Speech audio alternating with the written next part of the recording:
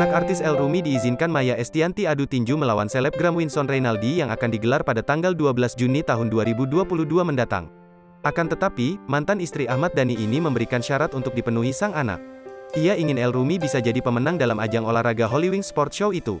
Ya aku bilang, boleh tinju, asal menang, ungkap Maya Estianty dilansir dari Kompas.com, Selasa tanggal 17 Mei tahun 2022. Personel duo Ratu ini kemudian menambahkan bahwa dirinya tak khawatir dengan kemungkinan wajah anaknya yang bonyok karena duel tinju di atas ring.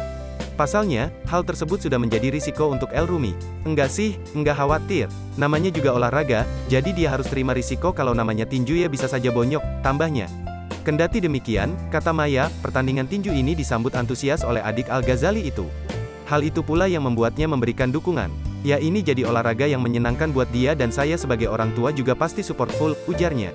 Disinggung soal kehadirannya, Maya Estianty mengaku tak bisa menyaksikan langsung pertandingan anaknya melawan Winson Reynaldi.